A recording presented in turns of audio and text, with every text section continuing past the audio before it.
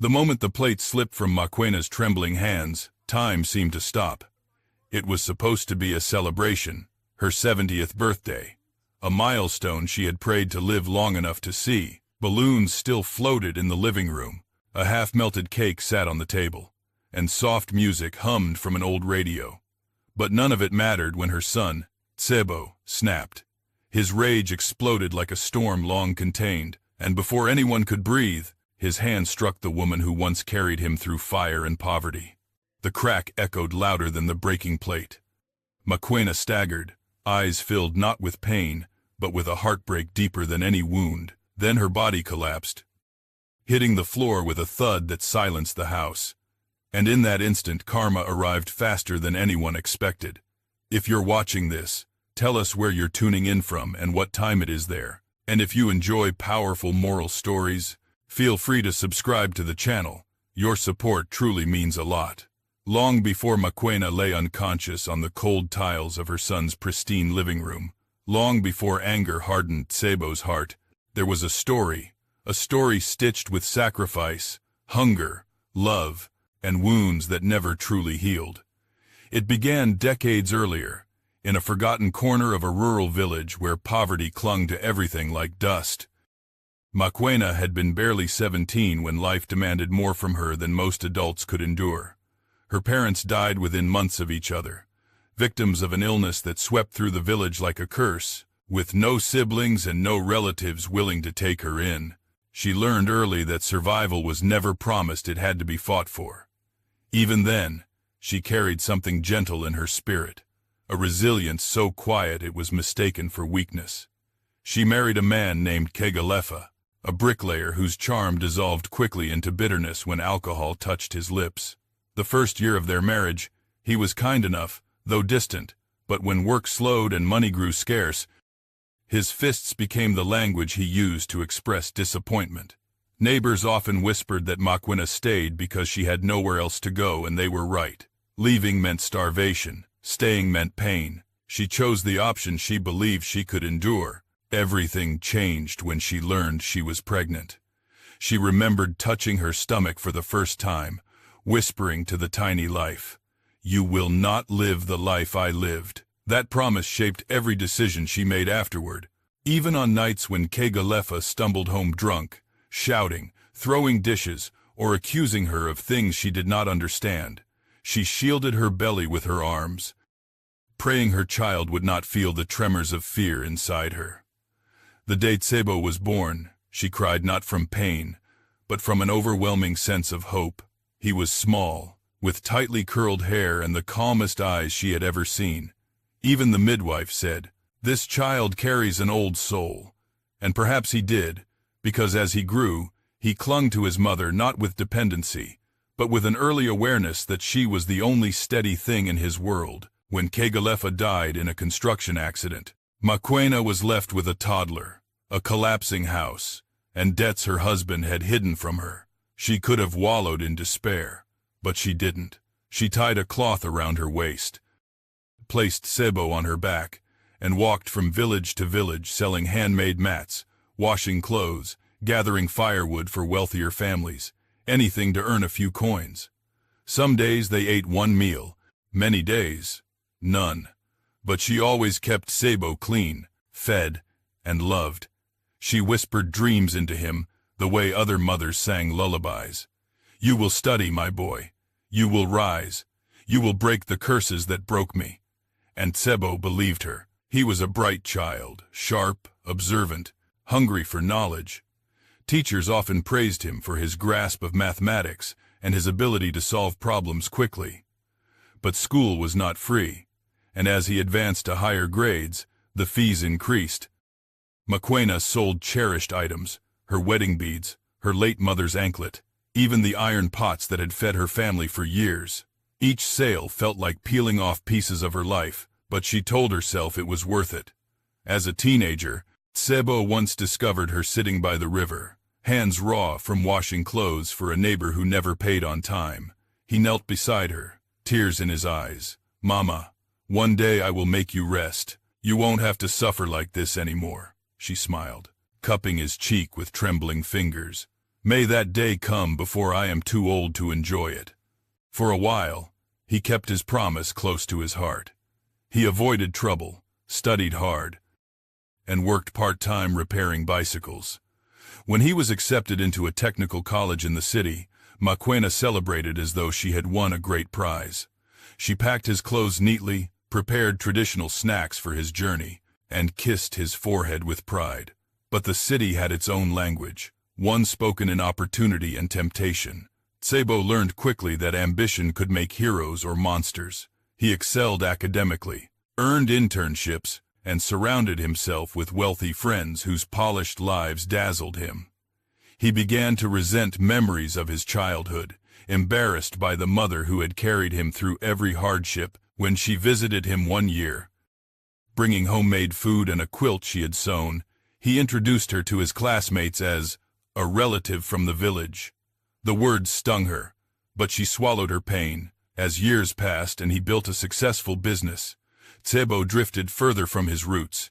Maquena noticed the changes: how phone calls became shorter, how visits became fewer, how he sent money but rarely affection. Yet she never complained. She told neighbors, "He is busy building his life. One day he will slow down and remember home." But even as she excused him, something inside her began to ache, not from age, but from grief. The son she had raised with sweat and sacrifice was slipping away, bending under the weight of pride he mistook for maturity. When Tsebo married Rendani, Maquena tried to welcome her wholeheartedly, but Rendani viewed her mother-in-law as an inconvenience, something that did not fit into the luxurious life she envisioned. She frowned at Maquena's worn dresses, her modest ways, her soft-spoken nature. She constantly reminded Tsebo that they needed space, that old people brought bad energy, that his status demanded a home free from the past. Though Tsebo never voiced agreement, he didn't oppose her either. And so, Maquena became a quiet shadow in her son's world present. Yet, invisible. She cooked for him when he allowed it, cleaned the corners of his home when he was too busy to notice, and prayed for him even when he forgot to pray for himself. But despite the distance, she loved him with the same fierce tenderness she had when he was a boy asleep on her back. She loved him enough to overlook his coldness, enough to forgive things he didn't realize he needed forgiveness for. Every year on her birthday, she wished only one thing: that her son would look at her and see the mother who had given him everything. She never imagined that on her 70th birthday, the day she thought she might finally feel celebrated, he would raise his hand against her. She never imagined that all her sacrifices, all her silent prayers, would be repaid with violence. Yet destiny had a strange way of circling back. Karma was patient, but when it struck without mercy. Years passed, and as Tsebo's world expanded, Maquena's world grew smaller. Success wrapped him like a new skin, altering not only how he viewed the world but how he viewed the woman who had built his foundation with her bare, bleeding hands. Yet, the transformation did not happen overnight. It came in slow waves, subtle shifts, 1,000 tiny choices that pulled him away from the boy who once cried by the riverside for his mother's suffering. At first, Tsebo truly was the kind-hearted, driven young man Maquena had prayed for. In the early days of his business, he would call her excitedly, sharing each breakthrough as though she were the only person he trusted.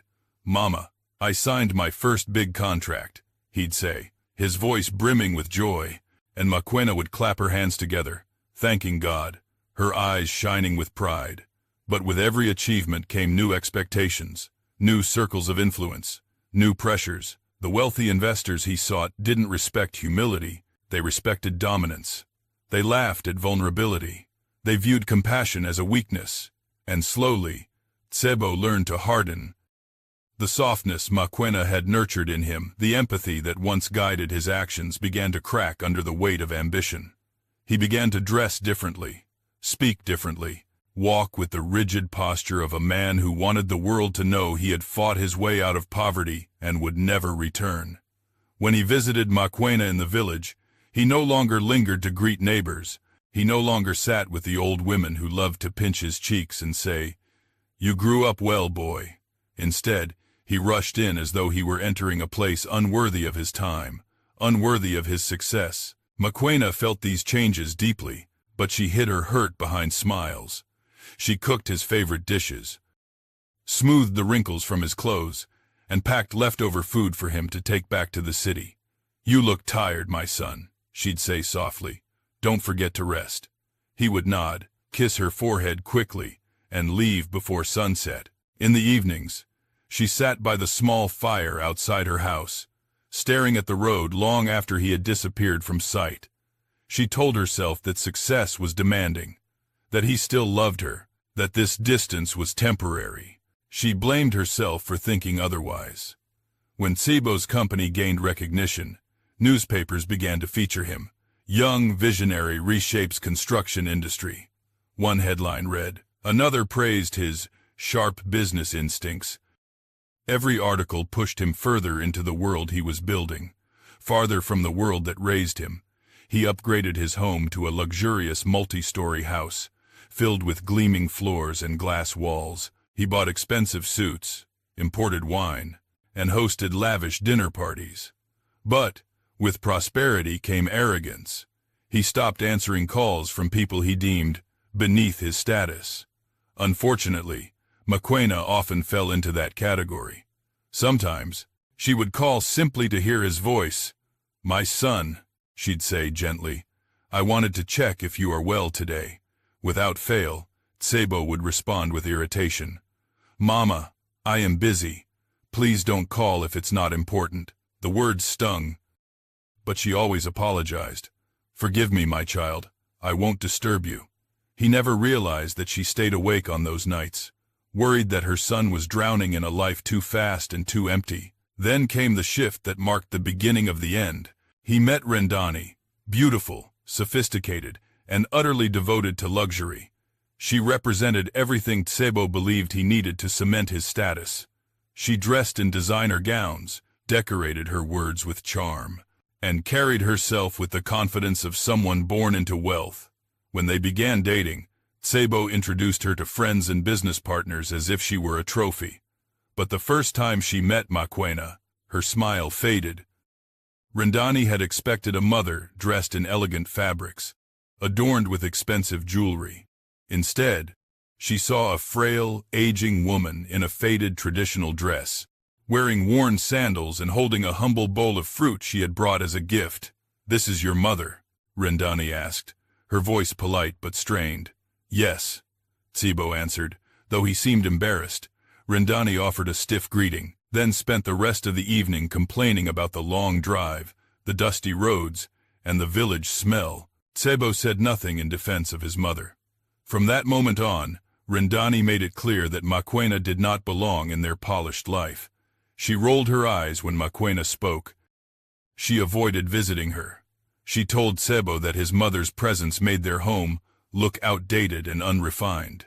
Worst of all, she convinced him that Mokoena was becoming a burden. "Your mother is old," she said one night as they lay in bed. "She needs care. We can't be babysitting her. We have a life to build. You need to focus on your future." As much as the words cut into the little boy still living somewhere inside him, Tseebo let her mold him. He nodded. Bit by bit, he began rejecting invitations from his mother. He stopped picking her up for holidays. He visited only on occasions where appearances mattered. He no longer saw her as the woman who fought for him, only as someone who complicated his life. Mokoena felt it all but chose silence. She tried to stay out of their way, to avoid being a nuisance. She cleaned quietly, cooked only when asked, and spent most days in the small guest room they had grudgingly given her. The room was cold, sterile, void of the warmth she had known all her life. Her health worsened. Tremors began in her hands. Her knees grew weak. There were days she struggled to walk without holding onto furniture. But she hid it, terrified that if she showed weakness, her son and daughter-in-law would send her away. When Tseebo noticed her trembling, he didn't ask if she was unwell. Instead, he snapped, "Mama, be careful. You're making a mess." Each scolding chipped away at the bond they once shared. The boy who once vowed to protect her now treated her like an inconvenience. But even as she suffered silently, She continued to pray for Tsebo every night. "Lord, soften his heart," she'd whisper. "Bring him back to the path he once walked." Yet prayers do not always prevent tragedy. Sometimes they only prepare the heart for what comes. Because the day she looked forward to the most, her 70th birthday, was the day her world shattered. It was the day Tsebo crossed a line he would never be able to uncross. It was the day karma finally rose from the shadows. Life inside Tsebo's home had slowly become a battlefield of unspoken tensions, sharp glances, and quiet humiliations, most of them aimed at Mokoena. Yet the people outside the house saw only glamour. They saw Rendani's flawless beauty, her fashionable clothes, her loud laughter at social events. They saw Tsebo's sharp suits, his expensive watch, the gleaming car he drove. They saw a successful couple, climbing the ladder of influence. What they didn't see were the fractures within the walls of their home. Fractures carved not by time, but by arrogance and cruelty. From the moment Rendani became the lady of the house, she treated Mokoena not as family, but as an inconvenience, an outdated relic that disrupted her carefully curated image. She never shouted at Mokoena directly. Her weapon was contempt, disguised as politeness that cut deeper than any insult. Whenever Mokoena walked into a room, Rendani would fall silent, offering a tight-lipped smile that held no warmth. "Oh, Mama, you're here," she would say, as if Mokoena's presence had interrupted something far more important. "We were just discussing business matters. Maybe you would be more comfortable in your room, always in your room, always out of sight, always away."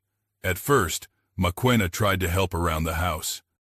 Believing that her contribution would create some sense of belonging, she washed dishes, folded laundry, swept floors, and even tended the small flower garden near the veranda. But every act of kindness only seemed to irritate Rendani further. One afternoon, Mokoena was washing dishes when Rendani entered the kitchen, holding a designer handbag against her chest as though it might be contaminated by being too close to the sink. She wrinkled her nose at the sight of Mokoena scrubbing a pan. "Mama," she said lightly, "I know you want to feel useful, but the housekeeper will take care of those things. You should rest." Mokoena lowered her eyes. "I don't mind helping. It keeps me busy." "Yes, but it doesn't look good if anyone visits," Rendani replied smoothly. "They might think we make our elder work, and that's embarrassing." Embarrassing, the word echoed in Mokoena's heart. Long after the conversation ended, she stopped doing chores after that, but even her silence became a problem.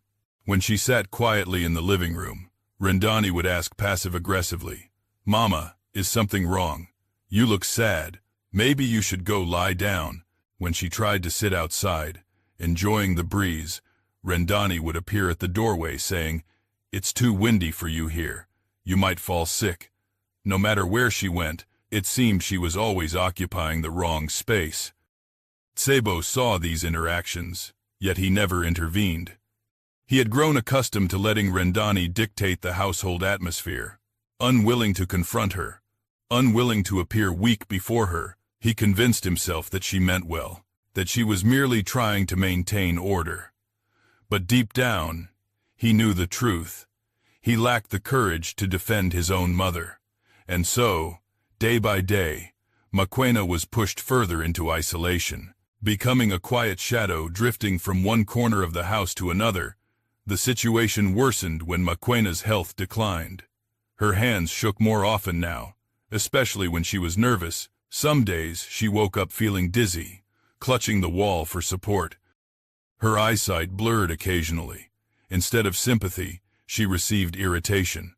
One morning, while placing a cup on the table, her fingers slipped and the cup shattered on the floor. She gasped, startled by the sudden noise. But before she could apologize, Rendani stormed in. "Really, Mama," she snapped. "Do you have any idea how much that set cost?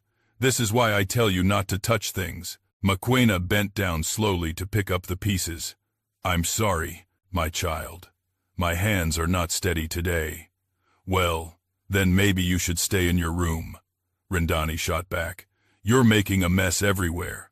When Tsebo returned home that evening, Rendani wasted no time painting the incident in the worst possible light. "Your mother is getting careless," she complained. "She's always dropping things. What if she breaks something valuable, or hurts herself? We can't handle the stress." Tsebo sighed, running a hand through his hair. "Mama just needs to be more careful." "No," Rendani insisted. "She needs boundaries." Boundaries. That night, Makwena overheard them arguing about her presence.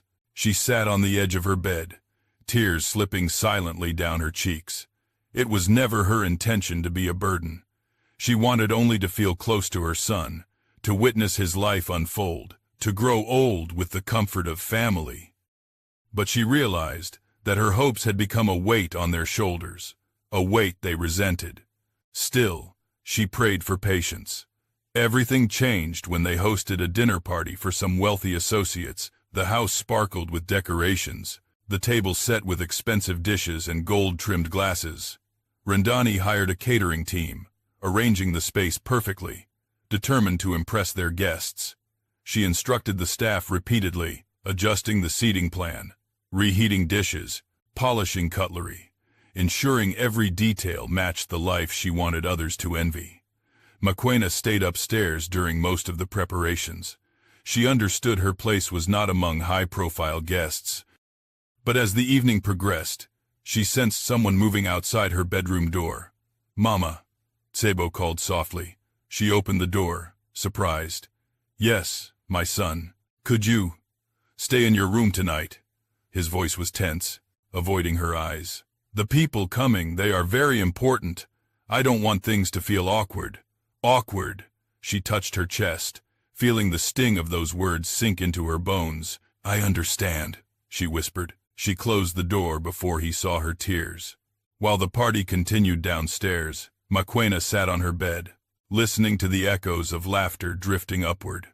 Glasses clinked, people complimented the decor, and someone toasted to Tsebo's success. She pressed her hands together in prayer, not for herself, but for her son. Downstairs, one of the guests noticed a photograph on the mantel, a picture of young Tsebo standing beside Makwena in the village. "Who is this?" the man asked. "Oh," Rendani replied casually. "That was taken a long time ago. Tsebo used to visit some rural areas. He was involved in charity work. Makwena's identity had become charity work. The next day, she removed the photo from the mantel and kept it in her drawer. As weeks passed, Rendani's hostility sharpened. She began criticizing everything Makwena did, even the way she walked. "Mama, you're dragging your feet again. It's loud. Please walk properly." When Makwena coughed, Rendani sighed dramatically and said, "Are you getting sick? Because we cannot handle hospital bills right now." If Makwena sat too long in the living room, Rendani would declare she needed space. If she cooked something, Rendani would claim the smell upset her stomach. The hostility became so predictable that Makwena flinched at the sound of footsteps approaching her. Yet the cruelest moment came one morning during breakfast, as they sat at the table, eating in strained silence. Rendani suddenly said, "Tsebo, have you thought about finding a nursing home for your mother? She needs care, professional care." The fork slipped from Makwena's fingers. Her heart pounded painfully. "A nursing home," she repeated softly. "Yes," Rendani said. "It's a better environment for someone, in your condition." "My condition," Makwena whispered, though she knew exactly what Rendani meant. Tsebo looked uncomfortable. "Mama, don't take it personally. We just want what's best for you. Best for you." Another phrase that meant anything but. Makwena nodded slowly, swallowing the lump in her throat. "If that is what will ease your life, I will go." Deep inside, she felt something break. But destiny had not forgotten her suffering. It was watching quietly, preparing the moment when the scales would balance.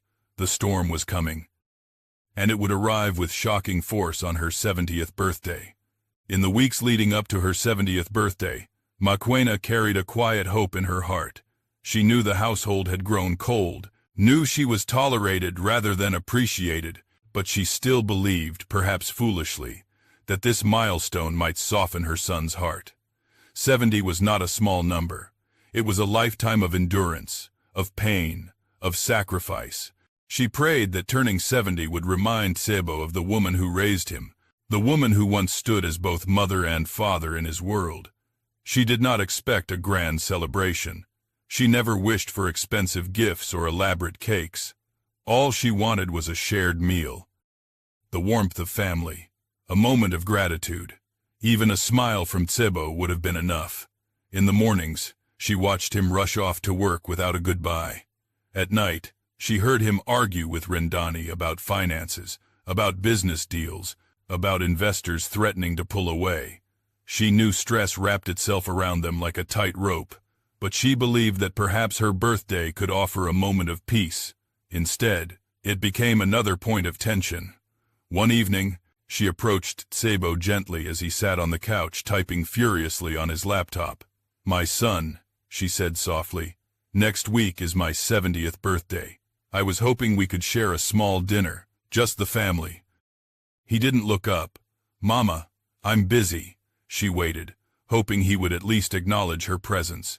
When he still didn't, she took a cautious breath and tried again. "I can cook something simple, maybe." "Mama," he snapped, slamming the laptop shut. "Please, not now." She stepped back, startled. I'm sorry. I didn't mean to disturb you." He sighed, rubbing his temples. "It's fine. I just don't want any big events right now.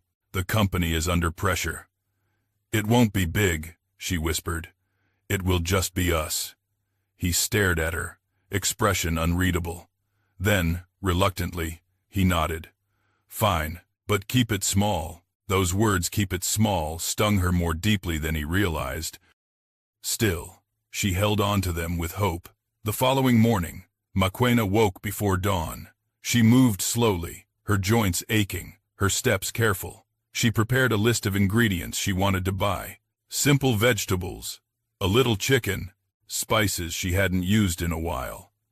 She even decided to bake a small traditional cake, the kind Tsebo used to love when he was a boy. It had been years since she last baked one, but she told herself she could manage. She reached into her drawer and pulled out a small envelope of money she had hidden, a collection of saved coins and notes she had kept for emergencies. She used it now, telling herself that celebrating 70 was reason enough. When Rendani saw her preparing food the night before the birthday, she frowned. "Mama, what are you doing?" "I'm preparing for tomorrow," Makwena replied gently. "Just a small dinner." Rendani crossed her arms. "Did Tsebo approve this?" He stressed. "This might annoy him." "I asked him," Makwena said. "He said it was fine." Rendani rolled her eyes but said nothing. Throughout the evening, Makwena slowly chopped vegetables, marinated the chicken, and prepared dough for the cake. She hummed softly, a rare sound in the house these days. The familiar rhythm eased her nerves. Her hands trembled occasionally, and she had to stop more than once to catch her breath. But she persisted. By the time she finished, she was exhausted. Her arms felt heavy, her legs weak, but her heart felt light. On the morning of her birthday, the sun peeked gently through the curtains, casting golden light across her small room. She sat up slowly and whispered a prayer of gratitude. "Thank you, Lord, for another year. Thank you for sustaining me." She dressed in her best traditional gown, a soft, earth-toned fabric embroidered with delicate patterns. It was old but well kept, a gift from a neighbor many years ago. She took extra time tying her headscarf, smoothing the fabric until it sat perfectly. She looked in the mirror and saw not a frail old woman, but someone who had survived storms far greater than anyone knew. She stepped into the kitchen to warm the food, moving carefully so as not to drop anything. The chicken simmered beautifully, filling the kitchen with a comforting aroma. It reminded her of simpler times, of the small mud house where she used to cook for Tsebo as a boy. She wondered if he remembered those days or if life had erased those memories from his mind. Around noon, she heard footsteps upstairs. Rendani came down first, dressed in a stylish silk robe. "Oh," she said flatly upon seeing the table, "you really cooked." Yes, Maquena replied with a hopeful smile. I wanted it to be a special meal. That was all the acknowledgement she gave before walking past. Moments later, Tsebo appeared, adjusting his cufflinks. His eyes landed on the food, then on his mother. He didn't smile. Mama, he said, sounding more tired than anything else. I told you to keep it small. I did, she said quickly. It's just us. I cooked your favorite dishes. He glanced at his watch. Fine, but I can't stay long. I have an important meeting in the evening. Her heart dipped, but she kept her smile. We will eat quickly, my son. She went to get the last dish, the plate she treasured most. It was a simple ceramic plate, with faded blue patterns. One of the few items from her early marriage that had remained unbroken. She saved it for special occasions, though no special occasion had come for many years. As she carried it carefully to the table, her hand trembled just slightly, but enough to tilt the plate. It slipped from her fingers. In that 1 second, time slowed. The plate hit the floor. It shattered. The sharp sound sliced through the room like a scream. No, Maquena gasped, her heart plummeting as she bent down instinctively to gather the pieces. Her voice trembled. I'm sorry. I'm so sorry. But before she could touch the fragments, a shadow loomed over her. Tsebo rushed forward. His face twisted in anger. She had never seen directed at her before. Mama, what is wrong with you? He shouted. She froze, her hand hovering over the broken pieces. I didn't mean to. My hand slipped. You always make a mess, he roared, grabbing her arm roughly. Every day you break something. Every day you cause problems. Her eyes widened with shock. Tsebo. Then, in a moment so fast she couldn't comprehend it, his hand struck her cheek. The impact sent her reeling backward. Her body staggered, her breath caught in her chest. Her world spun. The same son who once clung to her as a child, the same son whose tears she had wiped, whose dreams she had carried, whose life she had built with her own suffering, now stood before her with fury in his eyes. Mama, he hissed, I am sick of your carelessness. She didn't cry. She simply stared at him, hurt, disbelief, and sorrow swirling in her trembling gaze. Rendani watched silently, arms folded, offering no help, no remorse. If anything, there was a flicker of satisfaction in her cold eyes. I'm so sorry, Maquena whispered. It was an accident. But her apology hung in the air, unanswered. Suddenly, her vision blurred. The room tilted. Her knees buckled beneath her. She collapsed to the floor, her head hitting the tiles with a sickening thud. Tsebo. Rendani screamed, not out of concern for Maquena, but out of fear of what the scene might mean for them. For the first time in years, panic flooded his face. Mama, he cried, kneeling beside her. But she didn't respond. She lay motionless, her breathing shallow. And in that moment, karma began its first strike. The moment Maquena collapsed, a deep, eerie silence filled the room, an unnatural quiet that even the ticking wall clock seemed afraid to disturb. Her body lay still on the cold tiles, her head turned slightly to the side, eyes closed, breath barely escaping her lips. For a heartbeat, even the sunlight streaming through the window seemed frozen. Something sacred had been shattered, not just a plate, not just a mother's dignity, but a bond that had survived decades of adversity. Mama, Tsebo whispered, his voice suddenly small, trembling. Mama, wake up. He touched her shoulder gently at first, a stark contrast to the force he had used moments earlier. His fingers shook as he reached for her pulse. It was faint, too faint. Oh my God! Tsebo, what have you done? Rendani snapped, stepping forward but stopping short, careful not to dirty her feet on the floor. Her voice was sharp, laced with panic, but her eyes lacked the softness of genuine concern. Call an ambulance, Tsebo shouted, panic rising like a tide inside him. Rendani hesitated. Should we? Maybe she just fainted. Call them, he roared, and for the first time, fear flickered across her face. Rendani grabbed her phone with trembling hands. dialing emergency services while pacing back and forth. As she spoke rapidly to the operator, Tsebo knelt beside his mother, gently lifting her head onto his lap. Her skin felt cold, too cold. "Mama, please, don't do this to me," he whispered, brushing strands of gray hair from her forehead. I didn't mean to." But he couldn't finish the sentence. He couldn't say out loud what he had done. He couldn't bear the weight of the truth forming inside him. A siren wailed in the distance, growing louder as it approached. Within minutes, paramedics rushed through the front door, kneeling beside Maquena with efficient, practiced movements.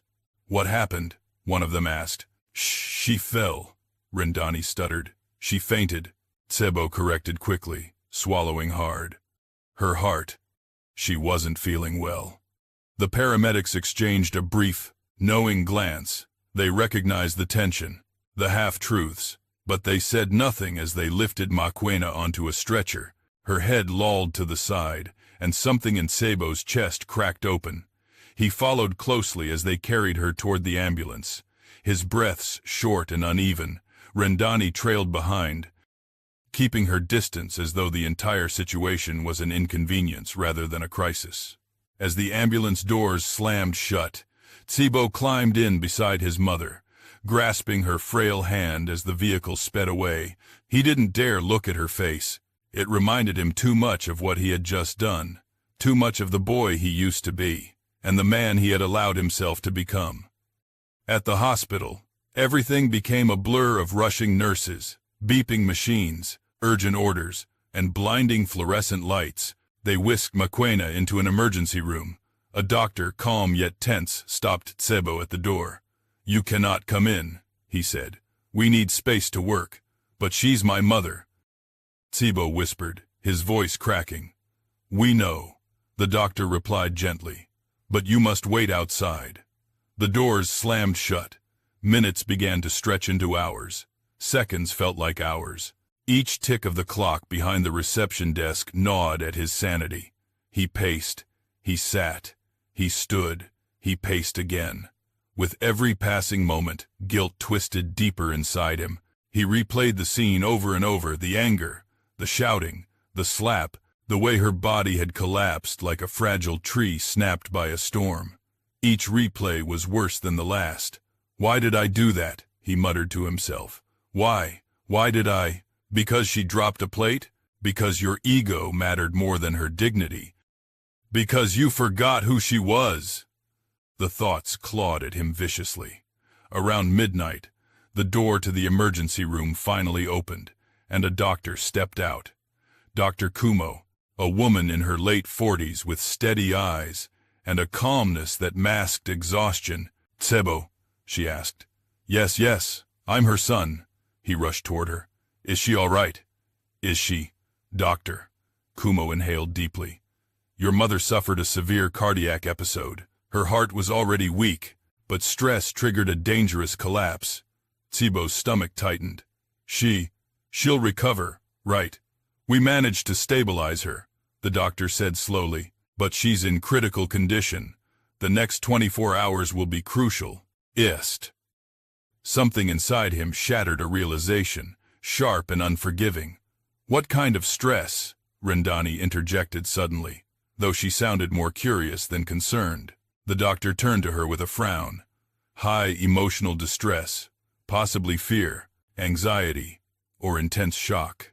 Rendani swallowed hard and looked away. Tsebo felt as though the hallway had tilted beneath him. Emotional distress, shock, fear. He had caused all three. "Can I see her?" he whispered. "Yes," the doctor said, "but she's unconscious, and you need to be gentle when speaking to her." He nodded quickly, wiping his eyes with the back of his hand. "Doctor?" Kumo led him to a small room where Maquena lay motionless on a hospital bed. Machines beeped steadily beside her, wires connecting her fragile body to monitors. Her cheeks looked pale, her lips dry, her chest rising and falling with effort. "Mama," he whispered, stepping closer.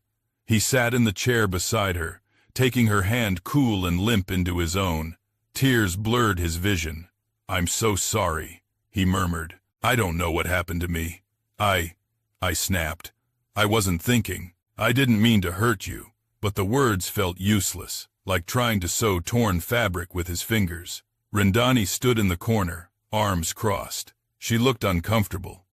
Not out of guilt, but because hospitals were not part of the image she loved to maintain. After several minutes, she spoke. Tsebo, we should go home.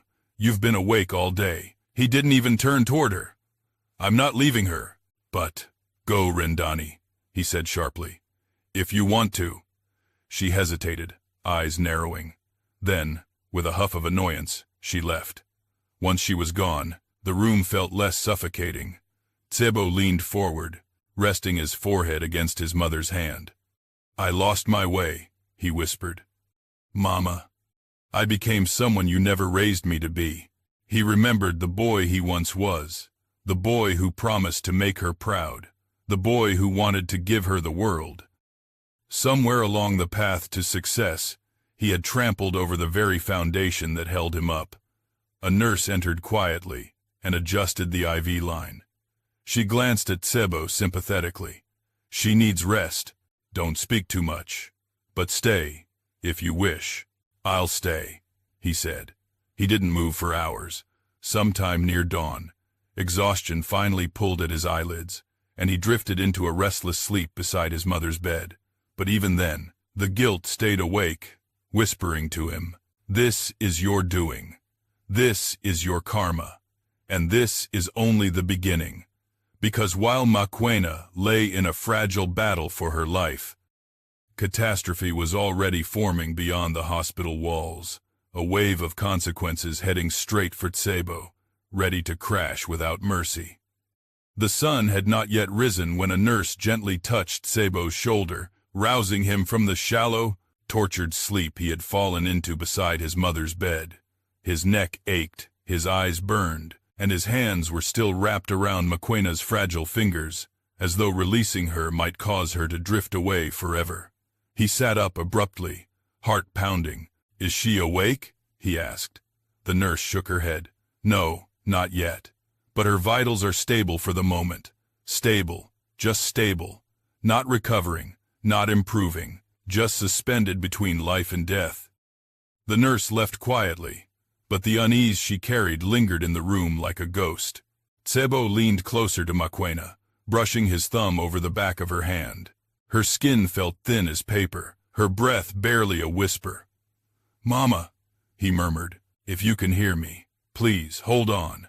I know I don't deserve your forgiveness, but please, please stay with me. The machines continued their steady rhythm.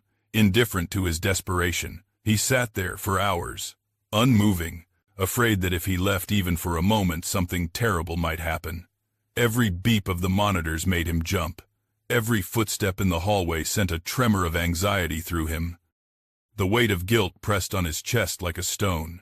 He replayed the scene over and over, the sound of the shattering plate, the shock in her eyes, the force of his hand striking her, the crack of her skull against the floor. Each memory stabbed him like a blade. He had never felt more ashamed, more worthless, more hollow. By mid-morning, his phone began buzzing relentlessly. He ignored it at first, unwilling to look away from his mother, but the constant vibration eventually forced him to check the screen. There were dozens of messages, missed calls, notifications, warnings. He frowned and opened the earliest message from his assistant, Cabo. Sir, we have a serious problem. Another message followed seconds later. The investors have pulled out. Then another. There are rumors of a scandal involving your construction firm. Then a fourth. The media is already reporting possible fraud. We need you at the office immediately. Tsebo blinked, stunned. Fraud. Investors pulling out.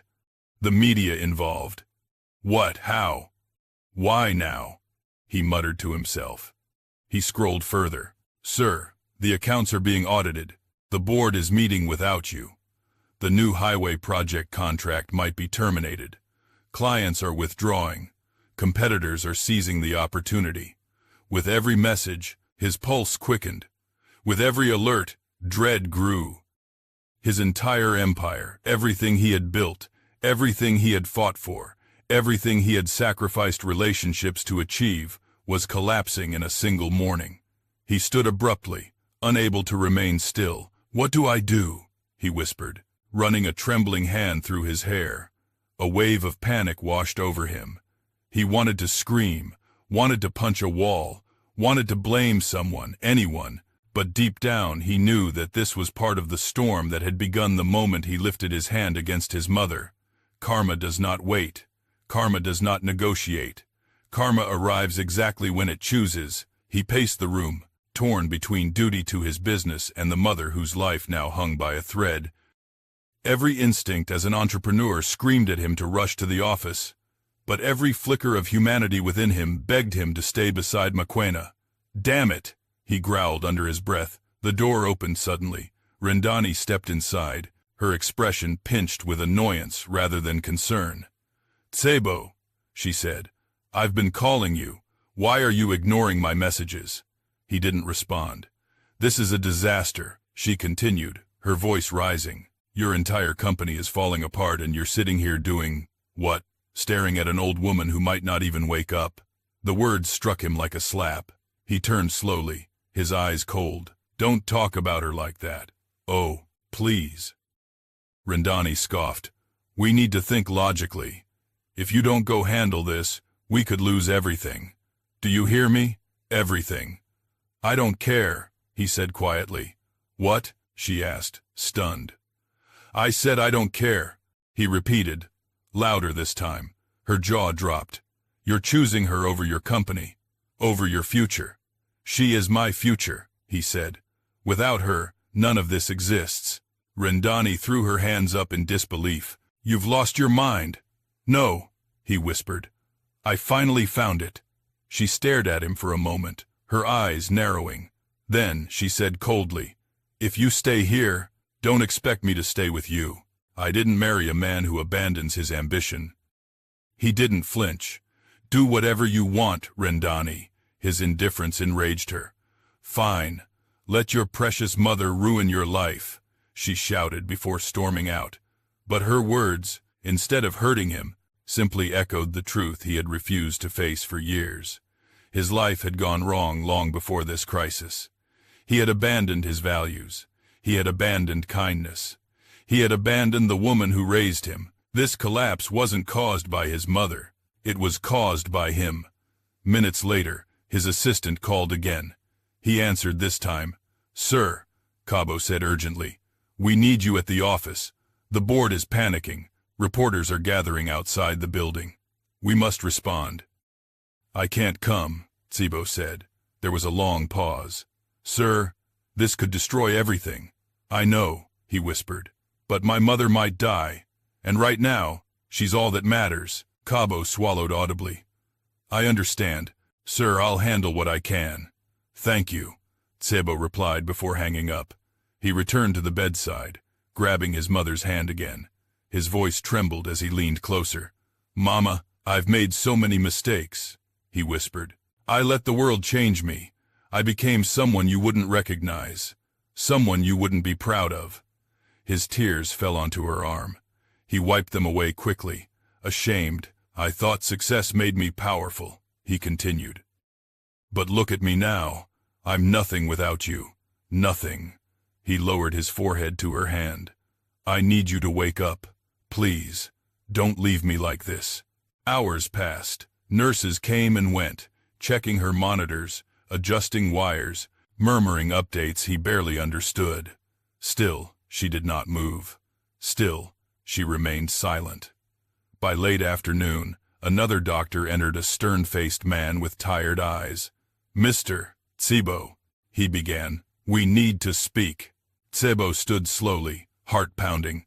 "Is she worse?" "Not worse," the doctor said, "but her body is under tremendous stress. Her heart is very weak. She suffered more trauma than her age can easily withstand."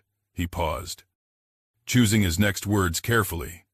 Did something happen to cause emotional shock? Something intense? Tsebo's breath caught. He wanted to lie.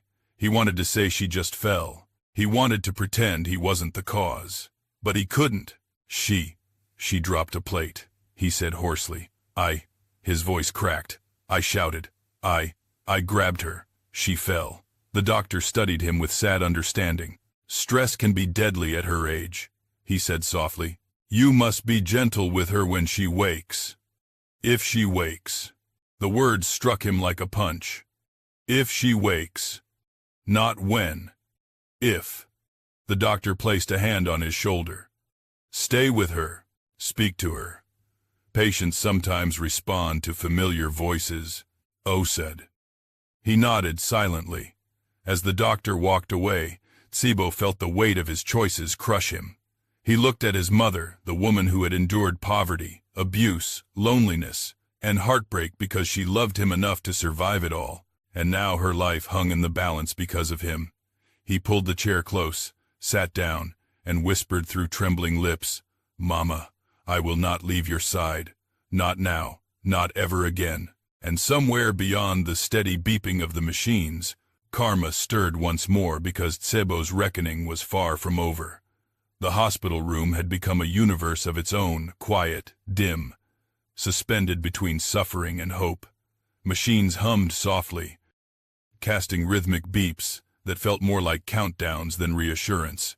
Mokoena lay motionless, her fragile chest rising and falling with effort, her skin pale beneath the harsh fluorescent lights. Tsibo had not moved from her bedside, except to use the restroom once. His world had shrunk to the small space between her bed and his chair. But Rendani's world had not shrunk at all. If anything, it seemed to burst outward with frantic, nervous energy. She reappeared in the room shortly after her heated departure, her heels clicking sharply against the floor like accusations. Her face bore a look of irritation, not grief, not even concern. She seemed inconvenienced by the entire ordeal, as though the situation was a stain on the perfect life she was desperately trying to maintain. Tsibo, she said, arms crossed tightly. I just spoke with my sister. She says if you don't show up at the office now, you might lose everything. He didn't respond. Did you hear me? She pressed, stepping closer. The board is already talking about removing you as CEO.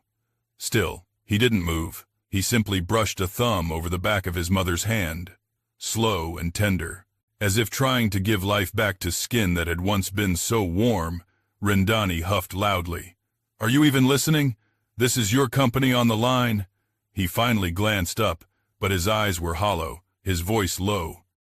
I don't care about the company right now. Rendani's jaw dropped. What do you mean you don't care? That company is our life, our status, our future, he repeated softly, his eyes drifting back to his mother. Rendani, this woman is my future. Without her, there is no me, she scoffed. Oh, please. Your mother is old. She has lived her life. Should everything you built collapse because of her? His expression hardened. Rendani, stop talking. But the command only fueled her anger. What is wrong with you? She cried. You didn't even like having her in the house. You always complained she was getting in the way. That was before, he snapped, standing abruptly. Before I realized how heartless I've become. Before I realized how far I've strayed. She blinked, stunned by the intensity in his voice. I won't abandon her, he said. Not again. Rendani's lips tightened, her anger shifting into something colder, calculated, dangerous. You're choosing her over me, she accused. I'm choosing what's right, he replied. Her eyes narrowed. You'll regret it. I already regret everything, he murmured, his gaze falling back on his mother's weakened form. For a moment, something flickered in Rendani's eyes, fear, perhaps, or realization that the control she once had over him was slipping. She turned sharply toward the door. Fine, she said, grabbing her purse. Stay here. Destroy everything you worked for, but don't expect me to sit around and watch. She stormed out without another word. Her perfume lingered in the air like a harsh echo. After she left, the room felt strangely lighter, though hardly less painful. The storm she carried with her dissipated, leaving behind only the quiet hum of hospital machines and the overwhelming ache of guilt. A nurse entered shortly afterward, carrying a clipboard. She smiled gently at Tsibo, one of the few people who seemed to show true compassion since the ordeal began. Sir, she said softly, You should get some rest. It's been almost 24 hours. I can't, he replied. Not until she wakes. She hesitated, then placed a comforting hand on his shoulder. We'll keep a close eye on her.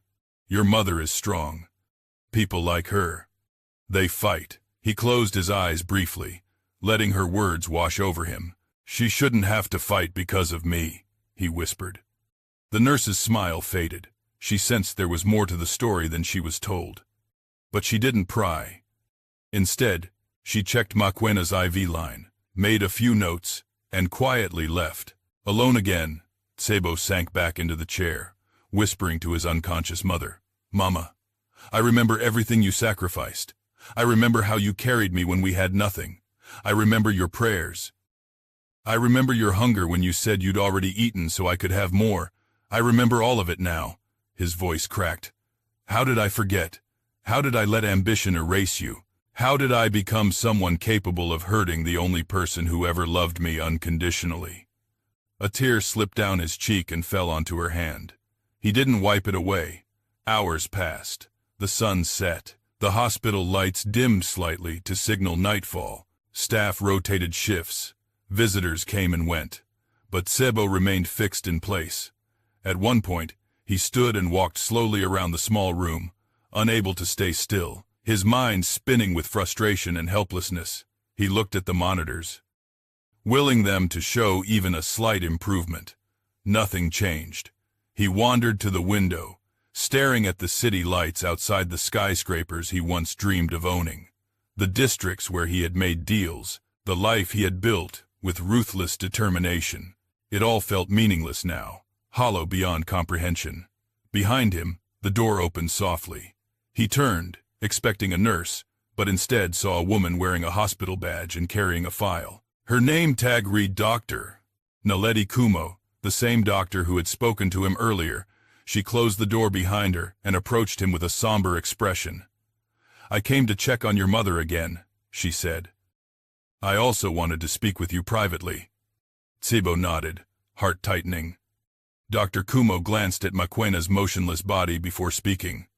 Your mother's heart is incredibly fragile. The level of emotional distress she experienced could have been fatal. It is a blessing she made it to the hospital in time. He swallowed hard, unable to respond.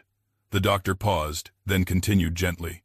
Stress of that magnitude often comes from fear, or trauma, or a deep shock. Tsebo closed his eyes. I caused it, he admitted. It was me. The doctor nodded slowly, as though she had already suspected as much. He continued, voice trembling. She made a mistake. She dropped a plate, I yelled. I grabbed her. I hit her. The confession broke him. Tears streamed down his face. I didn't mean to hurt her, he sobbed. I don't know what came over me. I've become someone she wouldn't recognize. Someone I don't recognize. Dr. Kumo's expression softened. Your mother loves you, she said. Deeply.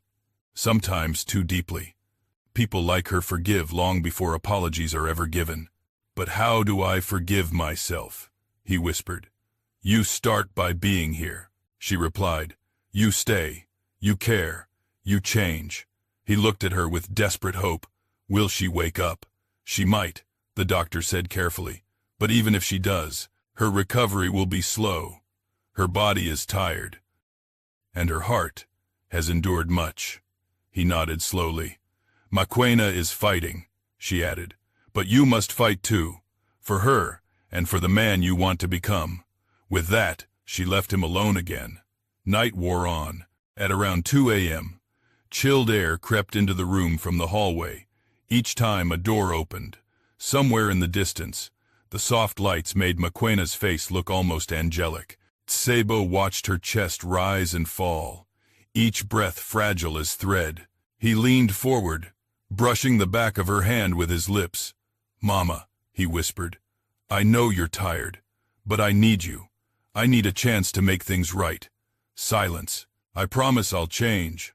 I promise I'll take care of you. I promise I'll never raise my voice again. I promise I'll spend the rest of my life making up for what I did. Still, silence. And then, Just as he was about to lose hope, her fingers twitched. Barely, softly, but unmistakably. His breath caught. "Mama," he gasped, rising to his feet. Her eyelids fluttered, weak, slow, but moving. "Mama." She didn't speak, not yet, but her eyes opened just enough for him to see a glimmer of consciousness. Relief crashed over him, relief mixed with overwhelming guilt. But the storm outside this room had not passed, because as Mokoena began to stir, the first wave of consequences outside the hospital gathered force, and the world Tsebo had built was preparing to crumble completely. The first flicker of Mokoena's movement should have brought pure relief. It should have lifted the crushing weight on Tsebo's chest, but instead, it ignited a deeper fear, because now he had to face what he had done not to an unconscious body, but to a waking, breathing mother who had seen him at his worst. His heart hammered as he leaned closer, watching her eyelids tremble like fragile curtains stirred by a faint breeze. "Mama," he whispered. Her eyes fluttered open halfway, unfocused at first. She blinked slowly, as though returning from a far, distant world. Her breathing hitched, her lips parted, but no sound came out. "It's me," he said gently, brushing her hand with trembling fingers. "It's Tsebo. I'm here." Her gaze, weak but searching, drifted toward him. Recognition came in small waves, first confusion, then clarity, then something that shattered him completely, a brief spark of fear. He saw it, he felt it, and it burned. "Mama, no, don't be scared," he whispered. "Please, don't look at me like that." Her eyes softened slightly, as if she immediately regretted the instinct. She tried to lift her hand but failed. The movement exhausted her, and her breathing grew shallow. A nurse entered quietly, noticed the signs of consciousness, and smiled with real warmth. "Welcome back, Mama," she whispered softly to Mokoena. Then she checked the IV line and oxygen tube. "You're very strong," she added. "Rest now." When the nurse left, Tsebo pulled his chair closer, sinking into it as if his legs could no longer hold him. "Mama, if you can hear me." His voice trembled. "I'm sorry. I'm so sorry." A faint tear slipped from the corner of her eye. It broke him more than any words could have. He leaned forward, resting his forehead against her hand. "I don't deserve your forgiveness. I know that, but I swear I will spend my life trying to make this right. Just don't leave me." Her lips moved. It took her several seconds to form a single word, a breath barely audible. "Son." He almost collapsed from relief and guilt at the same time. But the peace in the room did not last long. The hallway outside suddenly erupted with noise, hurried footsteps, voices rising, the distant echo of phones ringing relentlessly. The energy shifted like a wave crashing into a calm shore. Moments later, a nurse returned, her expression tight. "Sir, you have visitors," Tsebo frowned. "Visitors? Who?" Before the nurse could finish, two men in suits stepped into the room, their faces grim, their stances stiff with official authority. Behind them trailed a third man holding a tablet and some documents. "Tsebo Mokoena," the taller of the two men asked. Tsebo stood slowly, tension locking his spine. "Yes, I'm Mr. Kagematsu, Chief Compliance Officer of the Ministry of Infrastructure. This is Investigator Ditchego from the Financial Regulation Board." A wave of dread coiled around his throat. "This is not a good time," he said sharply, glancing at his mother. "Can we talk later?" "I'm afraid not," Investigator Ditchego replied. "The situation is urgent. We have questions regarding irregularities in your recent highway project contracts." He felt the room tilt slightly. "Irregularities?" "Yes, Mr. Kagematsu said. "Several large payments appear to have been redirected. Funds are missing. There is suspicion of embezzlement and breach of contract." "What?" Tsebo blinked rapidly. "That's impossible. I don't handle payments directly, my financial team. Your signature is on the documents," Ditchego cut in. "Legally, the responsibility is yours." His mouth dried. "This is a misunderstanding. I've been at the hospital, my mother." "We understand," Keigomatsu said, though his tone was anything but sympathetic. But the media is already reporting the story. Investors are panicking. Your company's stocks crashed this morning. His stomach twisted violently. How bad is it? He whispered. The investigator stepped closer. Sir, your company is on the brink of collapse. He staggered back a step. The beeping machines near his mother suddenly sounded louder, sharper, like a countdown to destruction. You are required to attend an emergency hearing tomorrow morning, Keigomatsu continued. Failure to appear may result in a warrant. His mind spun. My mother is in critical condition, he said in a shaking voice. I can't leave her side. Dichego's voice softened slightly. If she is truly in critical condition, you may petition for a delay, but you must still cooperate. He nodded numbly. We will return later with formal documents, Keigomatsu said. Good day, Mr. Mokoena. The men turned and left, leaving behind a void of dread so thick he could barely breathe. He sank back into the chair, burying his face in his hands. First his mother, now his business, his reputation, his entire life unraveling all at once. Mama, he whispered hoarsely, everything is falling apart. A faint movement drew his attention. Mokoena's fingers twitched weakly, touching his wrist. Her eyes opened a fraction. He leaned closer, tears blurring his vision. Mama. She struggled to speak. Her voice emerged thin, like a breeze passing through dry reeds. Storm, she whispered. He stiffened. Storm, she blinked slowly, gathering what little strength she had. Storm shows. What is weak, she murmured. Shows. What must go. He felt her words like an arrow piercing straight through him. Mama, I'm scared. He confessed something he had never said since he was a child. I don't know how to fix this. Her gaze drifted toward him again, filled with a tenderness that made his chest ache. You start. Here, she whispered, touching her heart weakly. Not there. Her eyes flicked faintly toward the window, toward the city, toward everything he had worshipped. He choked on a sob. I don't deserve your wisdom. I don't deserve you. She blinked slowly, her lashes wet. You came back, she breathed. My son came back. Her hand slipped from his wrist, falling gently onto the bed. Alarms didn't sound. Nothing was wrong physically. She was simply exhausted, but her words left a profound echo in the room. He took a shaky breath. Yes, Mama, I'm back. But he didn't know how to stay. Not with a corporate war brewing outside. Not with accusations and investigations closing in. Not with a wife who had already abandoned ship. Not with the weight of his sins crushing him mercilessly. An hour passed. Nurses tended to Mokoena, adjusting machines, checking her vitals. They whispered that she needed rest, that she was fighting hard, that she was stable for now. When they left, Tsubo stood and walked toward the small sink in the corner of the room. He splashed cold water on his face, gripping the edges of the basin to steady himself. He looked at his reflection in the mirror. He didn't see a CEO. He didn't see a respected man. He didn't even see a son. He saw a stranger, a man twisted by pride, consumed by ambition, blinded by ego, a man who had forgotten what mattered. Suddenly, his phone vibrated again. Dozens of notifications flooded the screen. Social media exploding with headlines. CEO under investigation for fraud. Massive scandal shakes construction industry. Unnamed whistleblower exposes misconduct. His hands shook as he scrolled. Then he froze. A leaked audio clip. He pressed play. Rendani's voice filled the room. Of course the deal is fake. Tsubo signed whatever I told him to sign. He never checks anything. His heart stopped. She continued, laughing lightly. If he goes down, I'm not going with him. I already moved my accounts. Let him burn. The recording ended.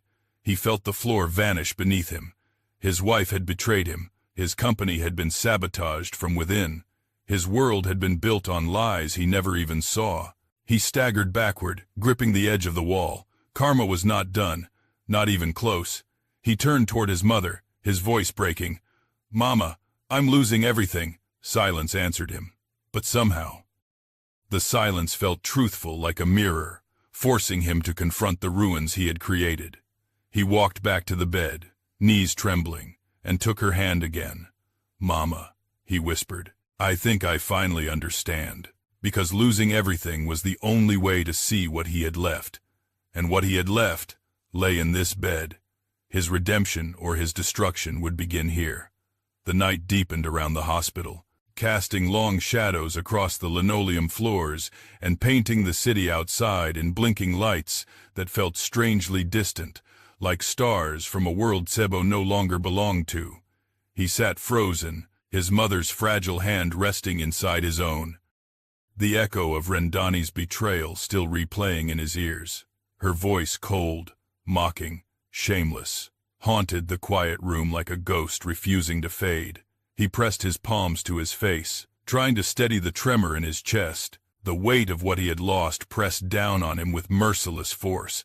His mother's trust, his dignity, his company, his marriage, everything was slipping through his fingers like sand. The empire he once believed unshakable had crumbled in a matter of hours, and strangely, painfully, he realized he didn't miss any of it as much as he feared losing the woman in the bed beside him.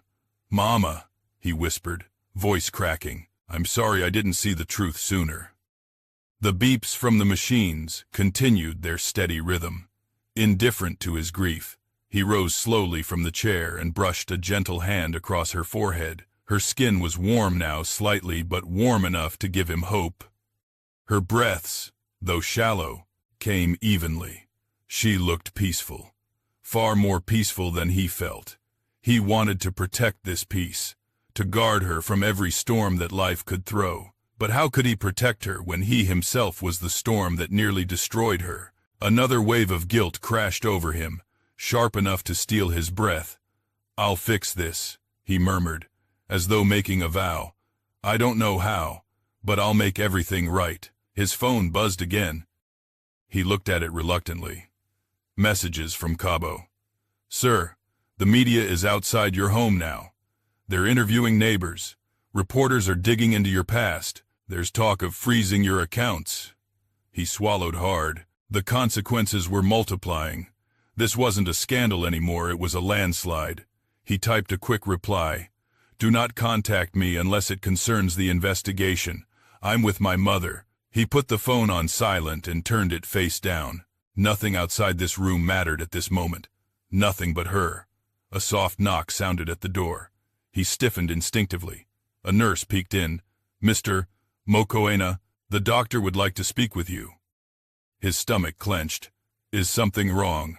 "No, no," she assured him gently. "She just wants an update on your mother's condition. She's waiting in her office." Sebo hesitated, torn between leaving even for a few minutes and needing answers. The nurse stepped inside and placed a comforting hand on his arm. "I'll stay with her," she offered. "She won't be alone." He nodded reluctantly. "If anything changes anything, you come get me." "I will." He pressed a gentle kiss to his mother's hand, then followed the nurse down the long corridor. The hallway felt colder tonight, as if the temperature dropped with every step he took. When he reached Dr. Kumo's office, he paused outside the door to gather himself before entering. Inside, the doctor sat behind her desk, reviewing medical files. Her expression was calm but serious. "Please, sit," she said. He did. His hands clasped tightly together. "How is she?" "She's stable for now," the doctor replied. "That's the good news. And the bad news?" he asked quietly. She exhaled. "Her heart is extremely weak. The collapse she suffered was severe. Emotional shock can be deadly at her age, and we must assume her heart has been under strain for quite some time." Sebo lowered his gaze. He didn't need to ask why. He already knew. "Will she recover?" he whispered. The doctor hesitated, a hesitation that pierced him. "We don't know. It will depend on how she responds over the next few days. She will need a calm environment, no stress, no emotional upheaval, and she will need constant support." "I'll give her anything," he said quickly. "Whatever she needs." Dr. Kumo softened slightly. "Then start by being near her. She needs to feel safe." He nodded, swallowing past the tightness in his throat. "But understand this," she continued. "Even if she wakes fully, she may never regain her previous strength. You must prepare yourself for the possibility that her mobility, memory, or independence may decline." His heart clenched painfully. "I'll take care of her. Tsibo," the doctor interrupted gently. "Caring for someone in her condition requires consistency, patience, and real change. Not guilt, real change." He nodded slowly. "I know. I'm ready." She studied him for a moment, then closed the file. "Good. Go back to her. Talk to her. Even if she's too weak to respond, she hears more than you think." He stood to leave. "And Mr. Mokoena," she added softly, "take care of yourself too. You're going to need strength for what comes next." He didn't know whether she meant his mother's recovery or the firestorm waiting outside the hospital walls, but he suspected it was both. When he returned to the room, the nurse smiled and stepped out, leaving him alone with his mother. But Mokwena's eyes were half open again, watching him with a faint, tender awareness that made him stop in place. She blinked slowly, struggling, but she was awake. "Mama," he whispered, rushing to her side. Her lips moved weakly. He leaned closer. "Why?" "Cry," she breathed, barely audible. He hadn't realized tears had returned to his eyes. He wiped them quickly, shaking his head. "I'm not crying," he lied softly. "I'm just happy you're awake." She made a tiny sound that might have been a laugh, thin, fragile. "You lie, like your father," she whispered. His heart stopped. He hadn't expected to hear that name. "Not tonight, not ever again. Mama," he said quietly, "please don't talk about him. You need to rest." Her eyelids fluttered again, heavier this time. "You are not him," she murmured faintly. "You are better. You lost way, but you find it." He wanted to believe her. He desperately wanted to. "Rest," he whispered, smoothing her blanket. "I'm here. I'm not going anywhere." She closed her eyes, the faintest smile touching her lips. He remained seated, watching each rise and fall of her chest, committing the memory to his soul. Minutes passed, then hours, until exhaustion demanded he stretch his legs. He stood quietly and walked to the small window. The city lights blinked in the distance. Life outside continued without him. Without mercy, he placed a hand against the cool glass. "I'm going to face everything," he whispered to himself. "The investigation, the board, the truth." He turned back to his mother. "But I will not face it alone," he said softly. "Not anymore." As he returned to the bedside, he noticed something on the small table near her pillow, a folded piece of paper. The nurse must have placed it there while he was gone. He picked it up. It was a letter. Old, the edges worn, his name written on the front in shaky handwriting. He felt his chest tighten. "Mama wrote this before." He unfolded it gently. The first line made his breath catch. "My son, I am writing this for the day you finally slow down enough to hear me." He sank slowly into the chair, holding the letter as though it might crumble in his hands. And as he began to read, he felt the weight of his mother's hidden pain, hidden sacrifices, hidden fears spill into the quiet room, revealing truths he had never known, truths that would reshape everything he thought he understood about her, and about himself. Karma had struck, the storm had hit. But inside this fragile letter lay the beginning of something else. Redemption. The letter trembled in Tsibo's hands long before he began to read it. Something about its weight, its crinkled edges, the faded ink, the way his mother's handwriting wavered as though written with tired fingers made his throat tighten. He unfolded it carefully, heart pounding with a mix of dread and longing. "My son, I am writing this for the day you finally slow down enough to hear me." The first sentence alone felt like a blow to his chest. He swallowed hard and continued. "You have grown into a man who walks faster than his shadow. You chase dreams with feet that forget the soil they came from. And I know it is not my place to hold you back. But I pray you remember that the ground you step on today is the same ground that once carried you when your legs were weak." His breath hitched. He looked at the unconscious woman lying in the hospital bed, frail, pale, fighting for every breath, and guilt sliced through him like a blade. He returned to the letter. I am proud of you, Tsebo. I always have been. But I worry that the world has made you build your life on ladders instead of roots. Ladders can fall. Roots hold you when storms come. He closed his eyes, pressing the letter to his forehead. Storms, roots, everything she feared had come true. He forced himself to keep reading. There are things I never told you. Things I kept hidden because I did not want to burden you. But if this letter reaches you, it means time has forced my hand. He leaned in, gripping the paper tightly. I know you think your father contributed nothing to your life, but that is not true. He gave you a fire inside you, a fire to fight, to rise, to be more. But he did not learn how to guide that fire, and it burned everything in its path. I saw that fire growing in you too. Tsebo's breath became ragged. Mama, I knew one day you would become powerful, but I prayed power would never make you forget kindness. He shut his eyes again, ashamed, undone. The next lines were written in shakier handwriting. I kept another truth from you. The debts your father left behind were far worse than you ever knew. Gang debts, illegal loans, dangerous people. When you were a toddler, they came to the house while you slept. They gave me 2 months to repay everything, or lose you forever. His blood ran cold. I worked day and night. I washed clothes until my fingers bled.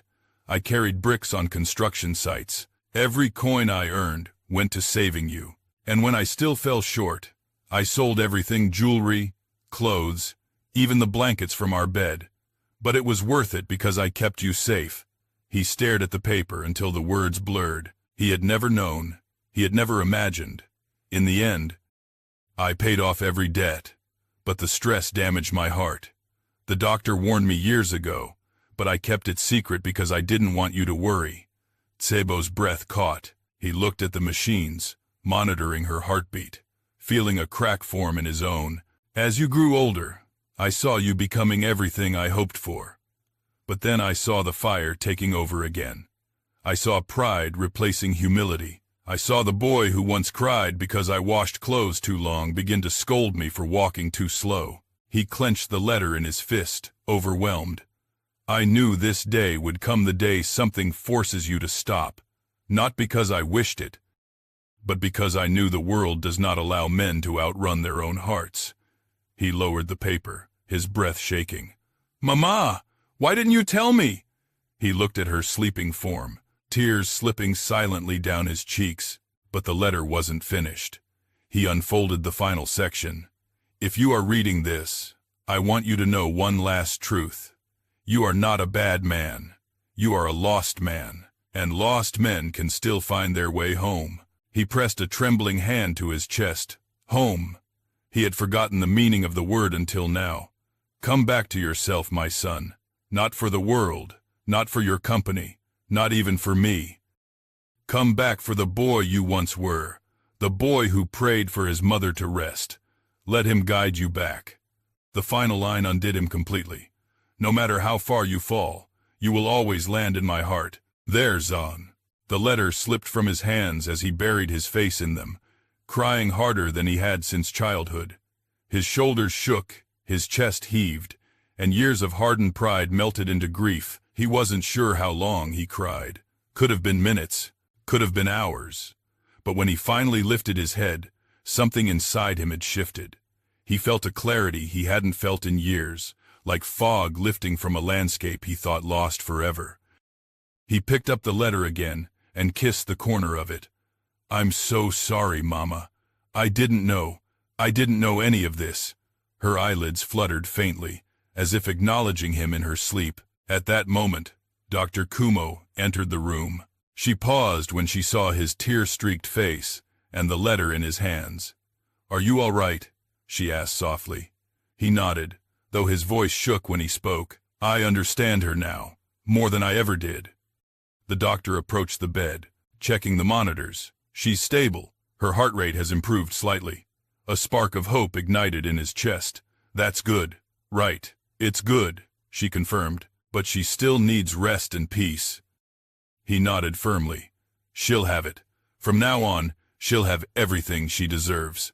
Before the doctor could respond, the door swung open again. A nurse peeked inside, her expression tense. I'm sorry to interrupt, the nurse said, but there are reporters in the lobby asking for Mr. Mokoena. Security is struggling to hold them back. The doctor frowned. He is not to be disturbed by the media. The nurse nodded, flustered. I've informed security, but they're insisting. They say they have a right to ask questions about the investigation. Tsebo closed his eyes, exhaling slowly. The outside world was tightening its grip. He had a decision to make. Should I call the police? The nurse asked. No, Tsebo said quietly. I'll handle it. He stood, smoothing the wrinkles from his shirt with trembling hands. He wasn't ready for this. He wasn't ready to face the chaos waiting beyond these hospital corridors, but he had no choice. He turned back to his mother, brushing a hand across her cheek. I'll be back soon, Mama, I promise.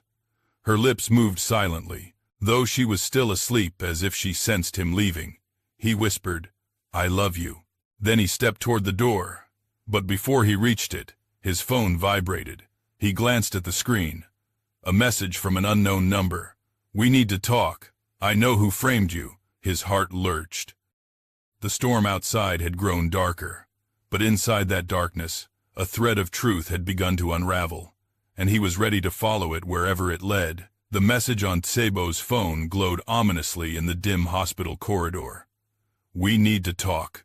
I know who framed you. For a full minute, he just stared at the screen, unable to move, unable to breathe.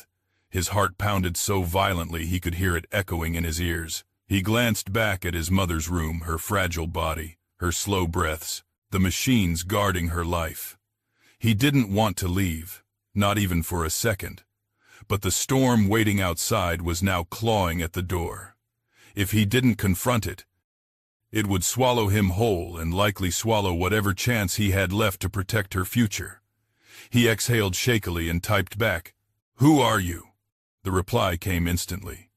Do you want the truth or not? Meet me in the parking lot. 10 minutes. His stomach tightened. This could be a trap.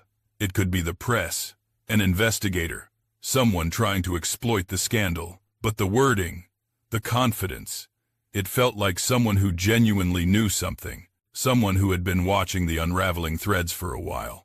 He looked through the small window at his mother again. Her chest rose gently, rhythmically, peacefully. For now, he whispered, I'll be back, Mama. Then stepped into the hallway. The hospital parking lot was cold, unusually quiet, illuminated only by flickering overhead lights. His footsteps echoed across the concrete as he walked, tense, alert. A figure stepped out from behind a pillar. A man, thin, slightly hunched, wearing a faded gray jacket. His face was half hidden beneath a hoodie, but when he approached, Tsebo recognized him. Cabello. The man nodded once, nervously glancing around. Cabello, from the financial department. Yes, he whispered. I didn't know how else to reach you. Tsebo's mind reeled. Cabello had been one of the junior accountants, quiet, diligent, barely noticeable in meetings. He never spoke unless spoken to. He seemed like the last person who would be caught up in a corporate conspiracy. What is this about? Tsebo demanded. Tell me everything. Cabello swallowed, his hands trembling. They're blaming you for the missing funds, right? Yes. And for the fraudulent signatures? Yes. And the irregular contracts? Yes. Cabello took a deep breath. You're not responsible. You never were. The documents were altered. Tsebo's blood went cold. Altered. By who? Cabello looked away, jaw clenched.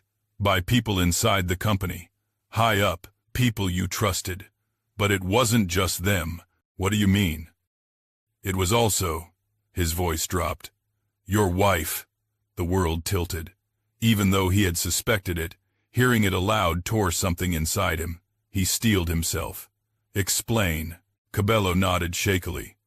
6 months ago, your company was doing too well, too independent, too powerful. Competitors were scared. A few wanted you removed, But they couldn't do it directly, not when you had a clean reputation and a growing leadership presence, so they tried to destroy me from the inside, Tsibo muttered. They approached Rendani, Cabello continued. They promised her money, a house, luxury. They told her you were holding her back, that she deserved better. She agreed to help them, if she got a cut of the contracts. Rage ignited in his chest like a furnace. And she did it. She actually did it.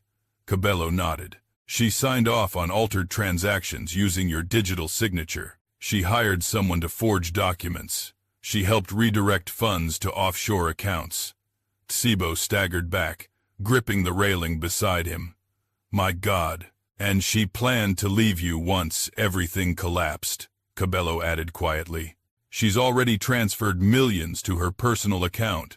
She knew the scandal would come out. She wanted to escape before it happened. A bitter, hollow laugh escaped Tsibo. That recording. She made it sound like I was blind. Maybe I was. Cabello hesitated, then continued. But that's not all. What else is there? Cabello stepped closer. You're not the only one being framed. I am too. What? I found some inconsistencies months ago. I reported them quietly. I thought it was an error, but when they realized I had seen too much, they tried pinning everything on me too. I've been hiding evidence screenshots, internal emails, transaction logs. They'll come after me. I thought telling you was the only way to survive. Tsibo inhaled sharply. Do you have proof? Cabello pulled a flash drive from his pocket. Everything is on here. Tsibo reached for it, but Cabello pulled back slightly. If they find out we met, they'll destroy me. You're safe, Tsibo said, voice low. I'll protect you. Cabello shook his head with a sad smile. You couldn't even protect yourself. The words cut deeper than any insult. But he couldn't argue. Cabello handed him the flash drive. Use this. Clear your name. Then clear mine. Before Tsibo could respond, footsteps echoed from behind. He turned quickly, two dark silhouettes near the parking entrance. Cabello panicked. I have to go. He ran into the shadows, disappearing between cars just as the two silhouettes approached. Tsibo Mokoena, one man called. He pretended not to hear and walked briskly back to the elevators. His heart pounded until the doors slid shut, and he was safely rising back to his mother's floor. When he returned to the hospital room, everything felt heavier. The truth, the betrayal, the responsibility, but none of it compared to the sight of his mother lying quietly, still fighting for breath. He sat again, clutching the flash drive. This tiny piece of plastic held a truth that could save him or destroy him, but before he faced the world, he needed to face something far harder, himself. He leaned close to her. Mama, I think I know what I have to do. A nurse slipped in, checking Makwena's vitals. She's doing better, the nurse whispered. Her heart responded positively to the new medication. Relief washed over him. Thank God. You should rest too, the nurse added. I can't, he said quietly. Not yet. The nurse left, and he turned back to the window, watching dawn slowly break. The sky shifted from dark blue to soft gray, then to faint gold. A new day, a new chance, but also a new battlefield. He looked at the flash drive again. This is the truth, Mama. The truth they wanted to hide from me. The truth that ruined everything. He clenched it in his fist. I'll face the hearing. I'll clear my name. But after that, after everything settles. He turned toward her, voice thick with emotion. I'm bringing you home. I'm going to take care of you the way you took care of me. I swear it. At that moment, her fingers moved gently across his wrist, faint but intentional. His breath caught. Mama. Her eyes remained closed, but her touch lingered, full of warmth, full of forgiveness, full of hope. And in that moment, Tsibo realized something profound. His redemption would not come from clearing his name, or saving his company, or proving his innocence. His redemption began here, at his mother's bedside, in a small hospital room filled with machines, tears, and unconditional love. He stood up straighter. He inhaled deeply, and for the first time in years, he felt strong. He would fight. For her. For the truth. For himself. The storm was far from over, but he finally understood how to walk through it. Morning seeped slowly into the hospital room, washing the walls in a pale, muted light. It felt surreal to Tsebo, how the world outside dared to continue turning, while his own had collapsed into fragments. The sky was a soft gold. Birds were singing somewhere far beyond the sterile walls, and yet all he could feel was the crushing weight of remorse, fear, and responsibility pressing against his chest. His mother was still asleep, her breaths fragile but steady. Each rise and fall of her chest was a reminder that she was still here, still fighting. He hovered beside her like a guardian terrified to blink, afraid she might slip away if he took his eyes off her for even a second. But today, he had no choice.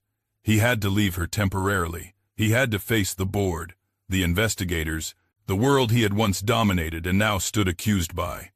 He kissed her forehead lightly. "Mama, I'll be back before you know it. I have to do this. For us." Her eyelids fluttered slightly at the sound of his voice, but she didn't wake. He stepped out of the room with reluctance, clawing at every step. The drive to the office felt like a nightmare unfolding in daylight. Reporters swarmed the streets outside the company building. Their cameras flashed like lightning storms. Their voices rose chaotically, shouting his name, shouting accusations, shouting questions he wasn't ready to answer.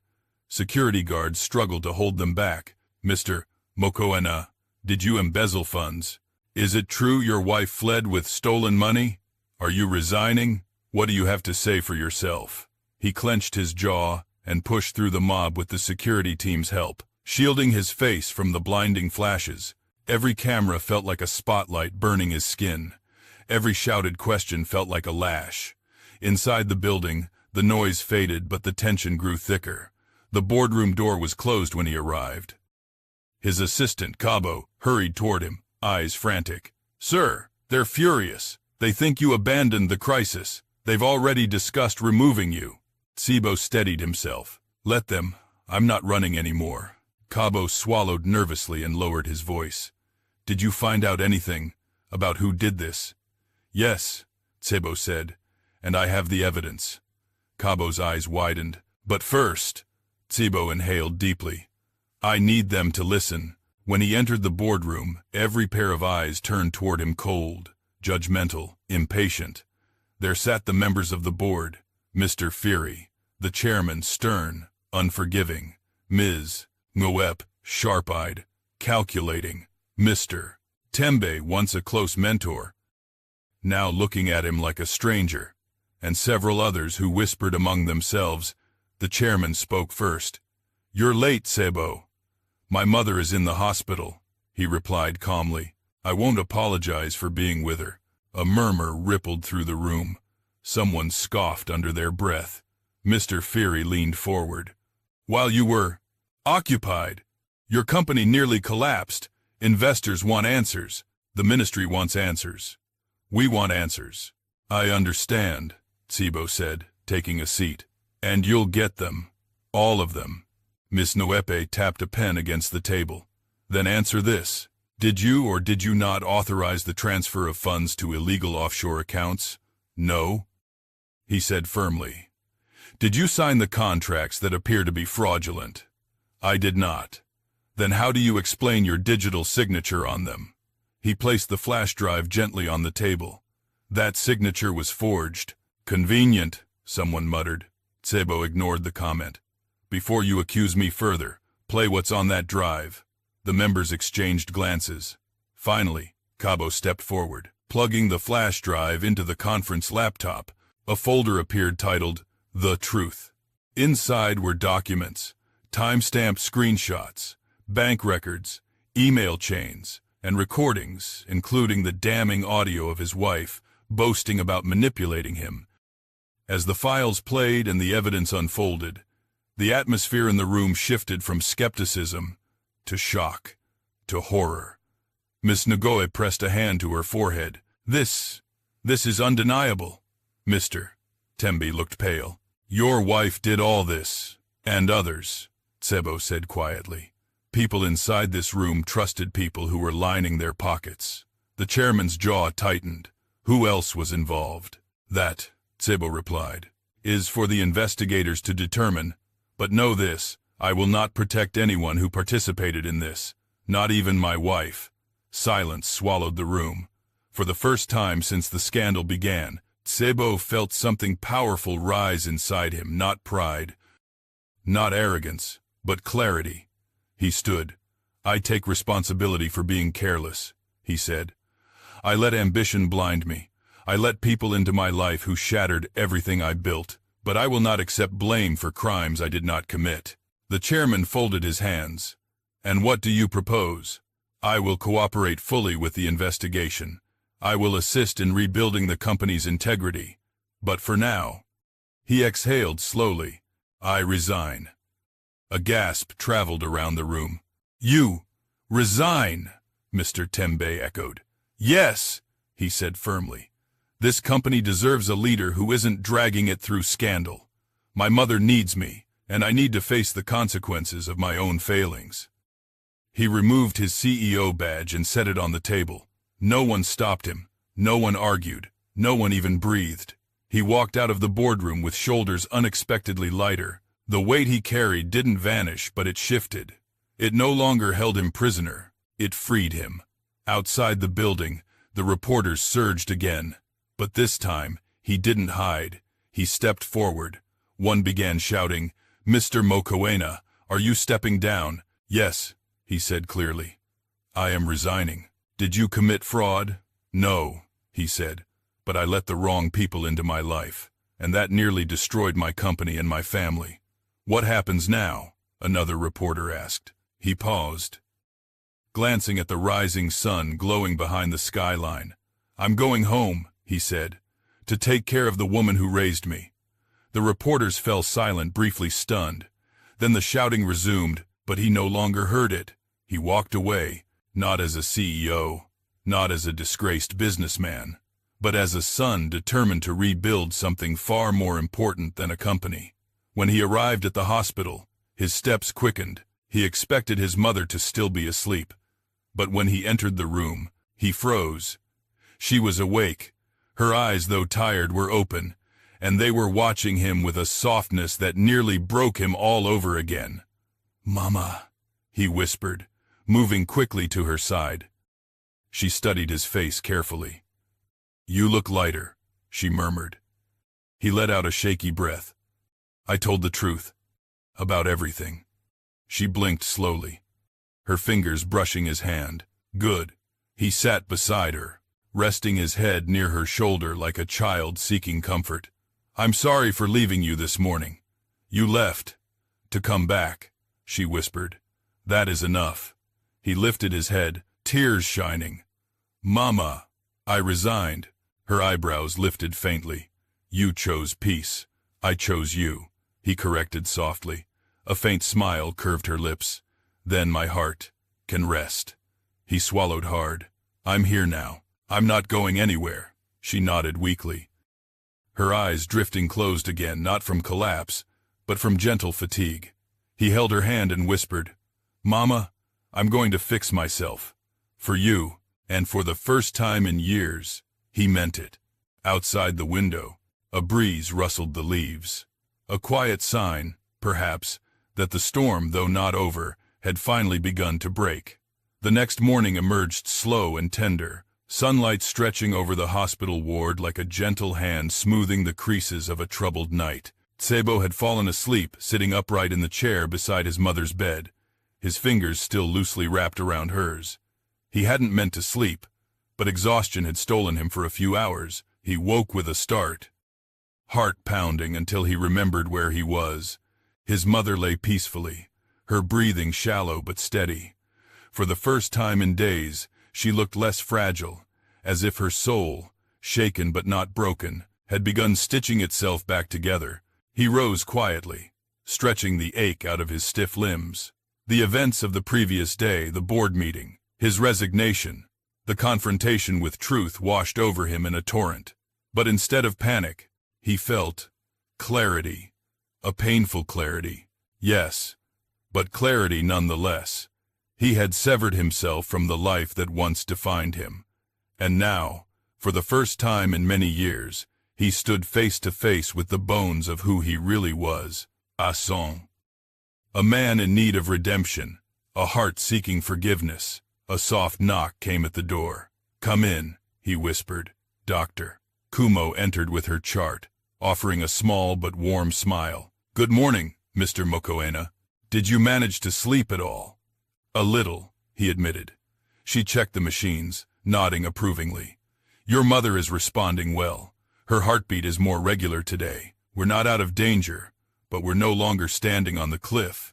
Relief flooded him. "Thank you, doctor. She seems calmer," the doctor continued. "Peace is sometimes the best medicine. Emotional rest does wonders for the body." He swallowed hard. "I intend to give her that. From now on." End quote. The doctor looked at him thoughtfully. "You've changed since the first day you rushed in here." He didn't deny it. "I had to." After a few more instructions, she left the room. He turned back to his mother just as her eyes fluttered open slowly, as if waking from a dream too heavy to leave behind. "Mama," he whispered softly. Her gaze found him. Faint warmth flickering there, mixed with a weariness too deep to name. She reached for his hand, her fingers trembling. "You came back," she murmured. "I'll always come back," he answered. "From now on, I promise." She took a breath, her chest rising with effort. "The world finally slowed you." He gave a small, sad smile. "Yes. And maybe I needed it." Silence settled between them, not awkward, not heavy, but filled with truths neither needed to speak aloud. After a while, her eyes drifted to the window. "It is morning." "Yes," he said. "A new day." She nodded faintly.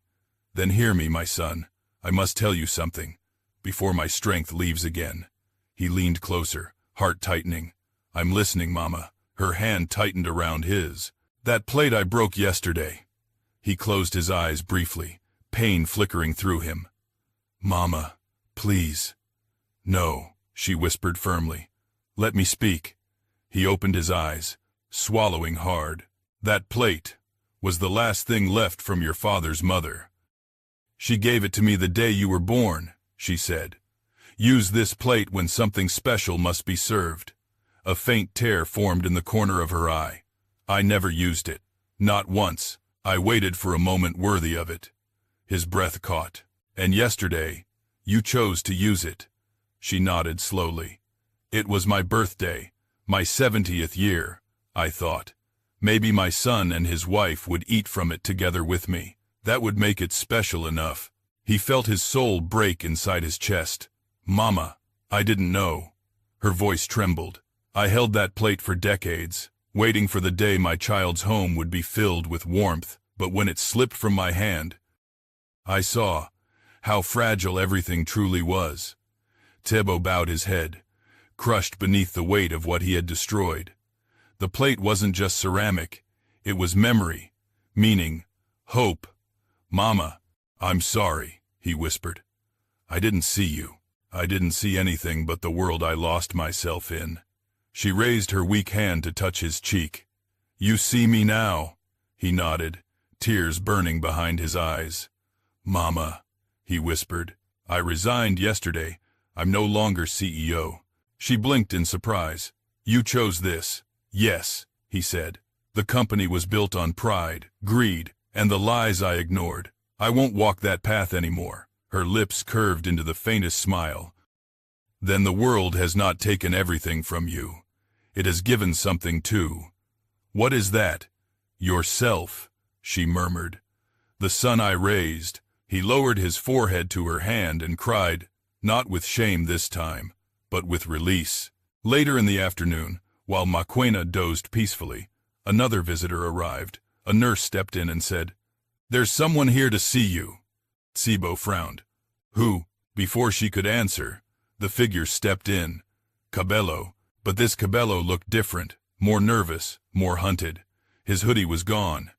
Now he wore a wrinkled shirt, clutching a folder to his chest as if afraid someone might snatch it. "What are you doing here?" Tebo asked quietly. rising from his chair. "I had to come," Cabello whispered, glancing toward the hallway. "Things are getting worse." "Worse how?" "They know," he said, voice shaking. "They know I gave you the flash drive." Tsebo's blood ran cold. "Who knows? The executives who worked with your wife, the ones who redirected the funds. They're panicking. One of them confronted me this morning. They said, 'If I don't keep quiet, I will disappear.'" Fear rippled across Cabello's face, raw and real. Tsebo placed a steadying hand on his shoulder. "You're not disappearing. You did the right thing." "I didn't do it for you," Cabello whispered. "I did it because I couldn't live with the guilt of staying silent. And I won't let your courage destroy you," Tsebo said firmly. "Come with me tomorrow.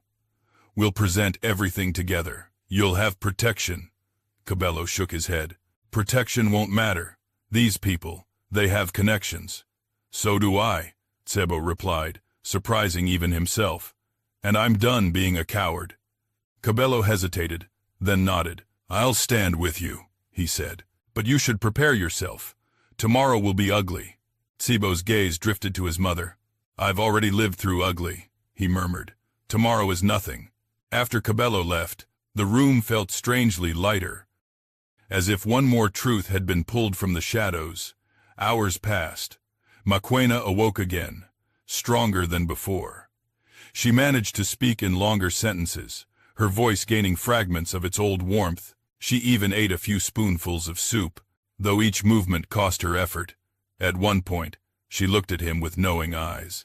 "Tomorrow, you face the world." "Yes," he said softly.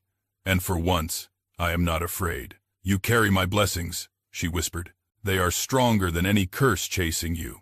He took her hand. "Mama, when this is over, I want to take you home. Not my old house, not the cold rooms you stayed in. I want to take you somewhere peaceful, somewhere new, somewhere safe." She smiled softly. "Home is not a place, it is a heart, and I see mine returning to me." He hugged her gently, careful not to disturb the wires. "Rest now. Tomorrow, everything begins again." She closed her eyes, whispering a final phrase before sleep took her. "Let the storm wash you clean." Tsebo sat beside her long into the night, watching the rhythmic rise and fall of her chest. He felt fear, yes, but he also felt strength, purpose, renewal. Tomorrow, he would walk into the lion's den. He would expose the truth. He would free himself from the chains of his past. And when it was over, he would return to the one person who had never abandoned him. The battle was coming, but for the first time in a long time, Tsebo was ready. The next morning arrived not with calm, but with an unsettling vibrancy like the air before a storm. The hospital room was quiet, filled with the gentle beeping of machines and the soft breaths of a recovering woman. Tsebo had barely slept. Though he refused to admit it, his clothes were wrinkled, his eyes tired, but for the first time in a long time, he felt a sense of purpose anchoring him. He rose from the chair and stood beside his mother's bed. She was awake, her eyes following him with a clarity that hadn't been there days before. "Today," she whispered, "you face the shadows." He nodded. "I won't run any more, Mama." Her fingers reached for his hand, warm but frail. "Remember who you are. Remember who raised you." "I will," he murmured, pressing her hand to his forehead in respect. "No matter what happens today, I'll come back to you." A nurse entered gently to check Maquena's vitals, and Tsebo stepped away reluctantly. The nurse gave him a reassuring nod. "She's strong, stronger than she looks." "I know," he said quietly. Glancing at his mother with a tender smile, he kissed her forehead, then walked out of the room, his heart heavy but steady. The drive to the Ministry of Infrastructure felt like entering a battlefield. This was no longer about his company, or the media, or even the law. It was about truth. The truth of who he had become, what he had allowed, and what he must now confront. As he approached the building, a crowd had already gathered outside. Communists, reporters, protesters holding signs with his name crossed out. The noise swelled like a wave ready to crash over him. "Mr. Mokoena, did you deceive the nation? Did you sabotage public funds? Is it true your wife fled with millions? Will you be arrested today?" Security formed a protective wall around him, escorting him through the chaos. Flashing lights exploded in his face. Microphones pressed dangerously close to his mouth. Voices stabbed the air like blades. But for once he did not bow his head. He did not hide behind sunglasses or arrogance or silence. He walked with steady steps, every muscle tense but controlled. Inside the building, the corridors felt cold and unforgiving. Cabello was waiting near a bench, clutching the same folder he had shown Tsibo the night before. His hands shook slightly, but his eyes were resolute. "Are you ready?" Cabello asked quietly. "As ready as I can be," Tsibo replied. They entered the hearing room together. The room was large, filled with officials seated behind a curved table raised slightly above the floor. It felt like a court, except this one judged reputations, livelihoods, and legacies with equal ruthlessness. At the center sat the lead investigator, a stern woman named Ms. Sidibe. Her gaze was sharp, her posture rigid, her voice steady when she spoke. "Mr. Mokoena," she announced, "you stand before this panel today to address accusations of fraud, corruption, and misuse of public funds. Do you understand the charges brought against you?" "Yes," he answered calmly. "And how do you plead?" "I plead not guilty." A murmur rippled through the room. "Then present your explanation." Tsibo stepped forward. He didn't bring a lawyer. He didn't bring a team of advisors. He brought only the truth and the evidence Cabello risked his life to protect. He placed the flash drive and the folder on the table. "The files in these documents will show that I did not authorize the transfers or sign the fraudulent contracts. My credentials were stolen, my digital signature forged, and the transactions orchestrated by individuals seeking to use my company for personal gain. Do you have proof?" Ms. Sidibe pressed. "Yes," he said, "and I have a witness." Cabello stood shakily and approached the microphone. His voice trembled at first, but he grew stronger with every sentence. He explained how he discovered irregular activity, how he reported it internally and was silenced, how executives threatened him, how they used Rendani as the go-between, and how the conspiracy spread far beyond Tsibo's company. He revealed names, dates, details. He held nothing back. Gasps filled the room. Some officials whispered frantically, others scribbled notes with renewed urgency. But the panel remained stoic, absorbing everything. When Cabello finished, he stepped back, breath shaky, sweat glistening on his forehead. Tsibo's turn came again. He walked to the center, his voice steady. "I take responsibility for my blindness. I was so consumed by ambition that I ignored warning signs. I trusted the wrong people. I let greed and pride surround me like fog. But I will not take blame for crimes I did not commit." He paused. "And I refuse to let an innocent man," he gestured to Cabello, "be destroyed because of what others did in the shadows." Silence filled the hall. Finally, an older man on the panel spoke. "Mr. Mokoena, your company may have been compromised, but your cooperation today speaks for your character." Another member added, "The evidence presented warrants a full criminal investigation into those responsible. And you, Mr. Mokoena," Ms. Sidibe concluded, "are cleared of suspicion for now, but you will assist us as we proceed." Relief swept over him, not joy, not triumph, but a heavy exhale of breath he didn't realize he'd been holding for years. "Thank you," he said softly. The hearing adjourned. Reporters swarmed him once again outside the building, but this time his response was calm. "I am going back to my mother," he said simply. The hospital was peaceful when he returned, the chaos of the hearing melting away the moment he stepped into the ward. His footsteps softened near the doorway, as though walking into sacred ground. When he entered the room, his mother was sitting upright for the first time in days. Supported by pillows, a nurse was helping her drink water. "Mama," he breathed. Overwhelmed, she looked up, and her face, tired but illuminated, broke into a gentle smile.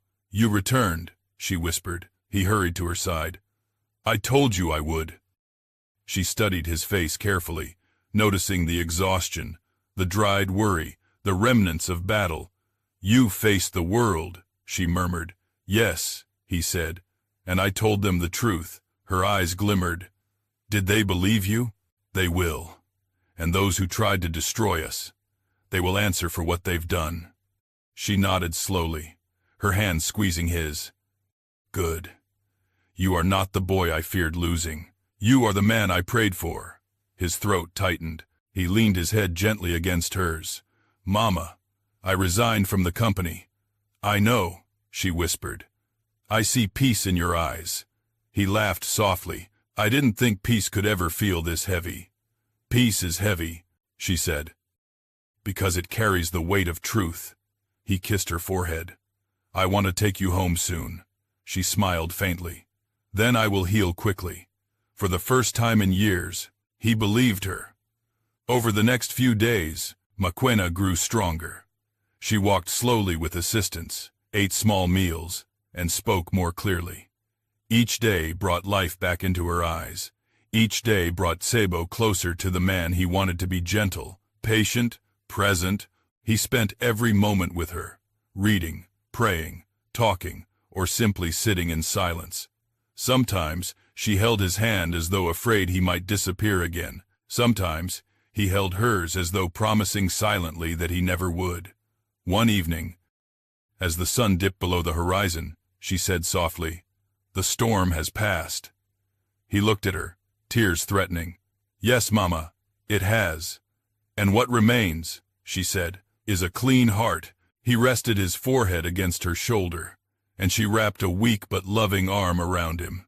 "You are home now," she whispered. And he knew she was right, not because he had a house, or a title, or wealth, but because he had found his way back to the one person whose love had survived every storm he created. When she was finally discharged, he wheeled her out of the hospital with the sunlight warming their faces. He had rented a small cottage in a quiet countryside, a place filled with open fields, gentle breezes, and the promise of healing. As they arrived, Maquena looked around, tears forming at the corners of her eyes. "It is beautiful," she whispered. "It is yours," he replied. She reached out and held his hand, their fingers intertwining. "This," she said softly, "is the beginning." And for once in his life, Tsebo realized he did not need success, wealth, or admiration. He just needed this: a mother's love, a second chance, a heart finally finding its way home. There are storms in life that do not come to destroy us, but to strip away everything that does not matter, until only truth remains. Tsebo learned that success built without humility becomes a trap, and ambition without gratitude becomes poison. But even a heart that has lost its way can find redemption when it returns to love.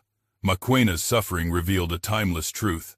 A mother's sacrifices can shape a man, but his choices will define him. When he finally chose compassion over pride, truth over fear, and family over ego, he became the man he was meant to be. No legacy is greater than honor, no wealth is greater than forgiveness, and no victory is greater than coming home. If this story touched you, share your thoughts in the comments and tell us where you're watching from. And if you enjoy powerful moral tales like this, feel free to subscribe. Your support means the world.